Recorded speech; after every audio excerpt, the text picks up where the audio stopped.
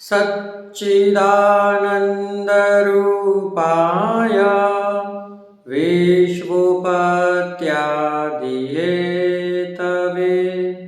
तापत्रयविनाशाय श्रीकृष्णाय वयं नमः।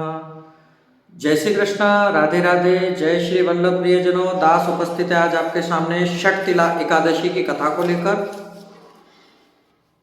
आप और हम जानेंगे आज की षटतिला एकादशी करने से क्या फल की प्राप्ति होती है। वैसे तो हर एकादशी करना अनिवार्य है, परंतु इस एकादशी का करने से क्या लाभ प्राप्त होता है ये आज आप और हम जानेंगे। तो चलिए शुरू करते हैं आज की कथा। षटतिला एकादशी माघ के कृष्ण पक्ष में आती है। युधिष्ठिर ने भगवान श्री कृष्ण से निवेदन किया कि प्रभु, हे वासुदेव, कृपया कर मुझे यह समझाइए कि माघ महीने के कृष्ण पक्ष की एकादशी का क्या नाम है, उसके व्रत की विधि क्या है और उसे करने से क्या क्या फल प्राप्त होता है। तब भगवान श्री कृष्ण ने युधिष्ठिर को बताया कि माघ के महीने की कृष्ण पक्ष की एकादशी को षटतिला एकादशी के नाम से प्रसिद्ध है। यह सब पापों को नष्ट करने वाली है।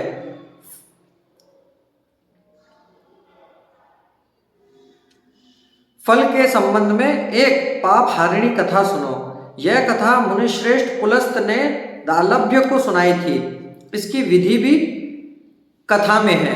दालभ्य ने पुलस्त ऋषि से पूछा, महाप्राज्ञ मुने, मनुष्य लोक में जन्म लेकर प्राणी प्राय पाप कर्मों से लगे रहते हैं। पाप कर्म करने से नरक के कष्ट भोगते पड़ते हैं। मैं जानना चाहता हूं कि क्या किया जाए जिससे उन्हें यह कष्ट झेलने ही ना पड़े। तब महात्मा पुलस्त जी बोले, दालभ्य जी, यह प्रश्न बहुत ही गंभीर है। इसका समाधान इंद्र आदि देवता भी नहीं जानते, परंतु मैं उस गुप्त भेद को आपको बता रहा हूं। जब माघ का महीना आए तो मनुष्यों को स्नान आदि से शुद्ध रहना चाहिए। इंद्रियों पर नियंत्रण रखना चाहिए।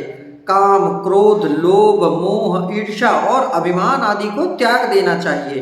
पुण्य नक्षत्र जिस दिन हो उस दिन हाथ पैर धोकर गोबर, कपास और तिल मिलाकर उपले बनाने चाहिए। उन उपलों से 108 बार हवन करना चाहिए।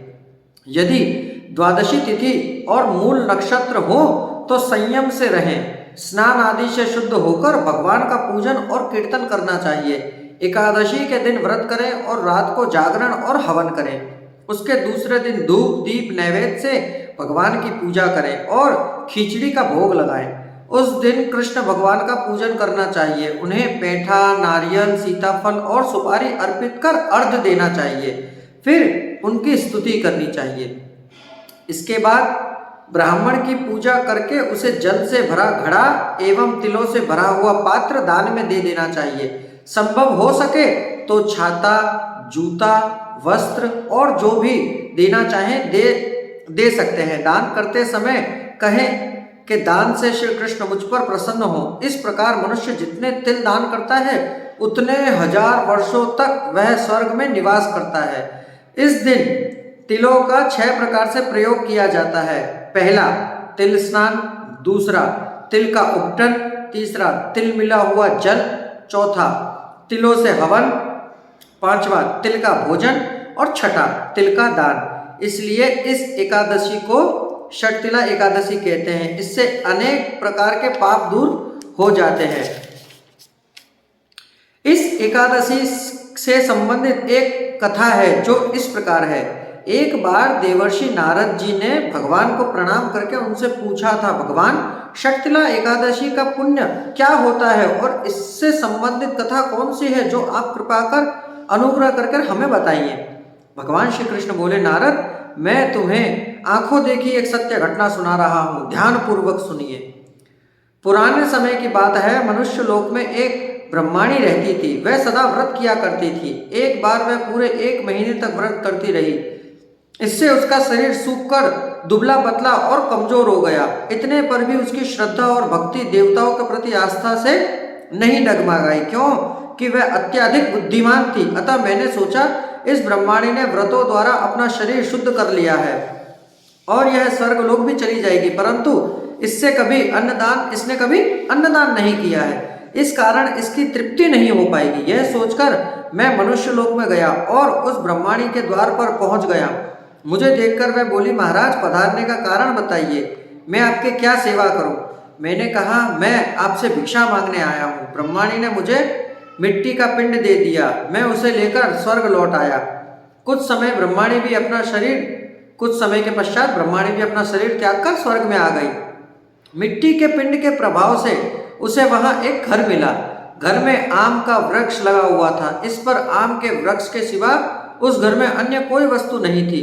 ब्रह्माणी घबराकर मेरे पास आई। उसने मुझसे कहा, भगवान, मैंने अनेक प्रकार के व्रत आदि करके आपकी पूजा की है, फिर भी मेरे घर में कोई वस्तु नहीं, ऐसा क्यों?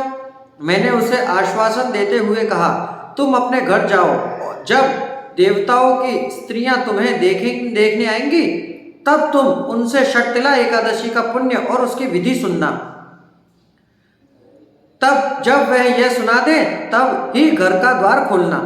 ब्रह्माणी अपने घर लौट गई। जब देवताओं की स्त्रियां आकर द्वार खोलने के लिए कहने लगी तो ब्रह्माणी ने कहा, यदि आप मुझे देखने आई तो मुझे शक्तिला एकादशी का महात्म सुनाइए। उन स्त्रियों में से एक ने शक्तिला एकादशी का महात्म सुना दिया तो उसने द्वार खोल दिया। देवताओं की स्त्रियों ने देखा, यह अन्य स्त्रियों से कुछ अलग तरह की लगती है। देवताओं की स्त्रियों के कहने के अनुसार ब्रह्माणी ने शक्तिला एकादशी का व्रत किया और उस व्रत के प्रभाव से उसका घर धन धान्य से भर गया। जो कोई भी शक्तिला एकादशी का व्रत करता है उसे सारे पापों से मुक्ति मिल जाती है, उसके सारे पाप धुल जाते हैं। तो प्रियजनों, ये थी शक्तिला एकादशी की कथा।